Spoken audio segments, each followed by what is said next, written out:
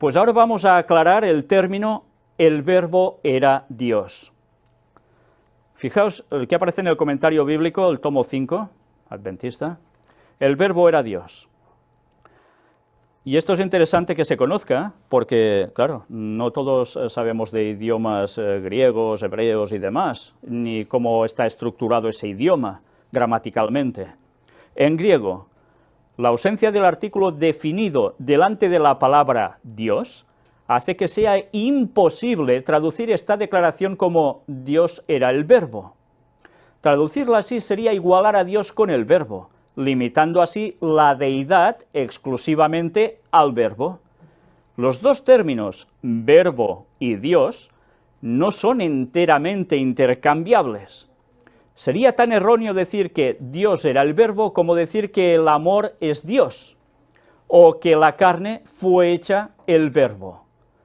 Aunque aquí en el versículo 1 a la palabra Dios le falta el artículo definido, lo cual en griego suele indicar que debe añadirse el artículo indefinido, sin embargo tiene un sentido definido. La declaración no se puede traducir el verbo era un Dios, como si el verbo fuera un Dios entre muchos otros dioses. En griego, la ausencia del artículo con frecuencia hace resaltar una cualidad expresada por una palabra o inherente a ella. Por lo tanto, Juan quiere decir que el verbo participaba de la esencia de la deidad, que era divino en el sentido máximo y absoluto.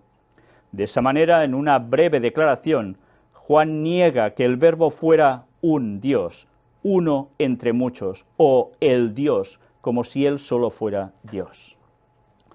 En el prólogo, versículos del 1 al 18, Juan declara el propósito que lo guiaba al escribir el Evangelio, a saber, presentar al hombre Jesús como a Dios encarnado, como aparece en Juan 1:1, narrando un acontecimiento y después otro, y registrando discurso tras discurso, Juan va fielmente en pos de ese fin.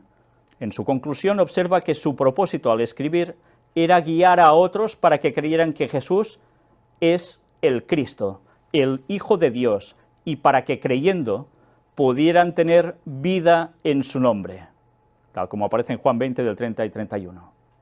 En la introducción de su primera epístola, otra vez Juan se refiere a su experiencia personal con el verbo, en 1 de Juan 1 del 1 al 3. Así también las palabras iniciales del Apocalipsis declaran que este es la revelación de Jesucristo, Apocalipsis 1:1. Luego nos habla aquí de unas notas adicionales y demás, y unos textos, que todo lo veremos en su momento. Cristo es eternamente Dios en el sentido supremo y absoluto del término. En cuanto a la ficción de que Jesús fue meramente un gran hombre y un buen hombre, se nos habla a ver una comparativa con Mateo 16:16. Sabéis que hay personas que dicen esto, ¿no?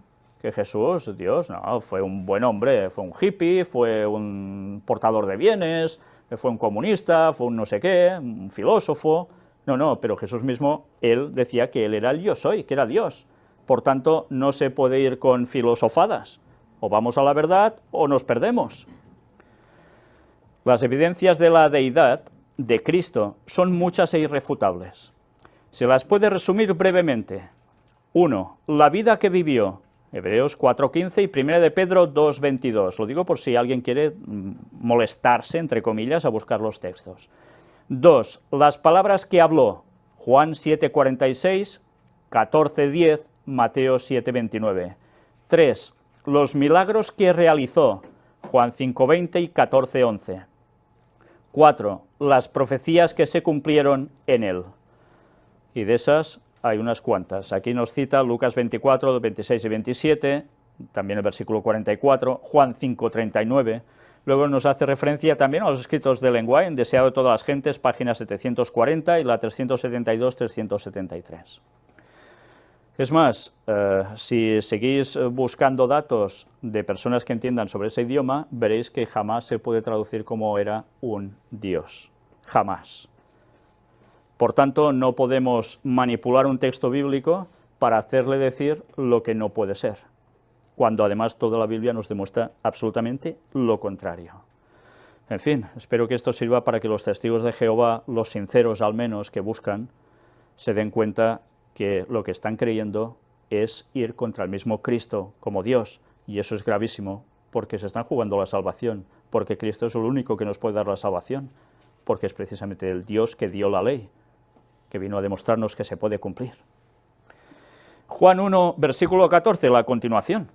Y aquel verbo fue hecho carne. Jesús, cuando vino, fue hecho carne, y habitó entre nosotros, y vimos su gloria, gloria como del unigénito del Padre, lleno de gracia y de verdad. Por tanto, Jesús no vino como un ser espiritual, como un fantasmilla, para que me entendáis, etéreo, no, vino en carne. Pero dice que habitó entre nosotros, vimos su gloria, lleno de gracia y de verdad, pero dice gloria como del unigénito del Padre. Ahí estamos. Unigénito quiere decir que Dios Padre lo ha generado. Eso es lo que creen también testigos de Jehová y otros. Sabéis que todo esto es un tema que se podría ampliar mucho, porque precisamente después de los discípulos ya empezaron a infiltrarse de un modo rotundo una serie de conceptos gnósticos y demás, que entraron entre el cristianismo, y salieron anastasianos, salieron arrianos, salieron muchos otros, muchos, que tenían conceptos errados sobre la personalidad de Cristo. Fue un debate continuo entre los primeros siglos del cristianismo. Gracias a Dios que la palabra sigue siendo la palabra, y a través de eso podemos saber la verdad, porque de lo contrario nos podemos perder entre todos esos movimientos que hubo y que aún tantos llegan a creer en la actualidad. Aclaración sobre el término unigénito. Este libro, Creencias de los Adventistas del Séptimo Día, fijaos que no dice 28 creencias, sino 27, aún no se había añadido la 28, pero en esa nota, hablando sobre unigénito, nos dice esto: el hecho de que la Sagrada Escritura alude a Jesús llamándolo el unigénito y el primogénito, y el que se haga en ella referencia al día en que fue engendrado, no niega su naturaleza divina ni su existencia eterna. El término unigénito, que hemos visto en Juan 1,14 y que también aparece en el versículo 18 y Juan 3,16 y 1 de Juan 4,9, se deriva de la palabra griega monogenes. El uso bíblico de monogenes revela que su significado abarca la idea de único o especial. Atención, único o especial, refiriéndose de este modo a una relación especial y no a un acontecimiento cronológico. A Isaac, por ejemplo, se lo llama el hijo único de Abraham, aunque no era el único hijo del patriarca, ni siquiera su primogénito. Génesis 16:16. ¿Quién fue el anterior a él? Ismael. También nos cita el 21 del 1 al 21 y 25 del 1 al 6. Isaac era un hijo especialísimo, único en su género, destinado a convertirse en el sucesor de Abraham, el que seguiría la simiente de la mujer. Recordemos esto, del cual vendría Jesús.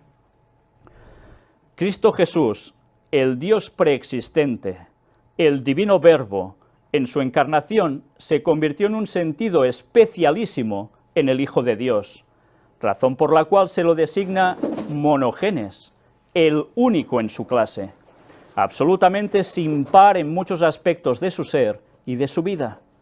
Ningún otro hijo de la raza humana se mostró tan maduro ni gozó de una relación tan inigualable con la deidad, ni llevó a cabo una obra como la que él realizó. De modo que el término monogenes describe una relación existente entre Dios el Padre y Jesucristo el Hijo como personas separadas de la deidad.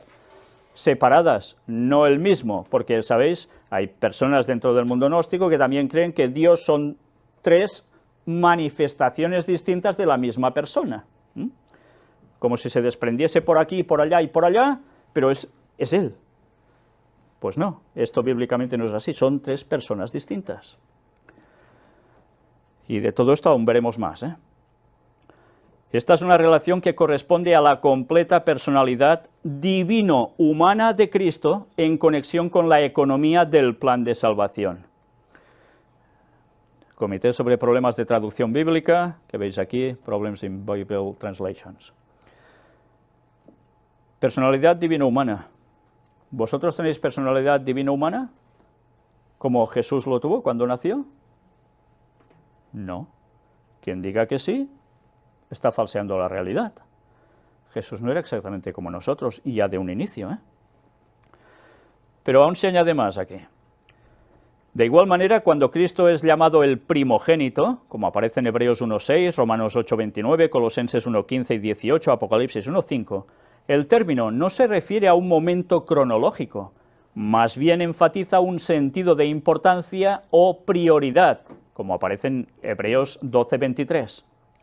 En la cultura hebrea, el primogénito recibía los privilegios familiares.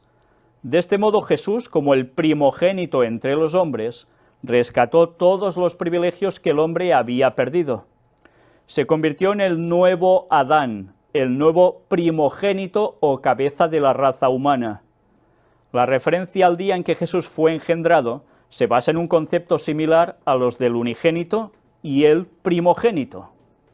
Dependiendo de su contexto, la predicción mesiánica: mi hijo eres tú, y yo te engendré hoy, Salmos 2.7, se refiere a la encarnación de Jesús, Hebreos 1.6, a su resurrección, Hechos 13.33, versículo 30, o a su entronización, Hebreos 1.3 y 5. Es de una lógica aplastante porque esto es lo que nos indican los propios textos bíblicos. Y esto no es manipulación ni hacerlo venir bien, es una auténtica realidad para cualquier persona que sensatamente le pide ayuda al Espíritu Santo para que le ayude a entender la palabra de Dios. No hay otra explicación.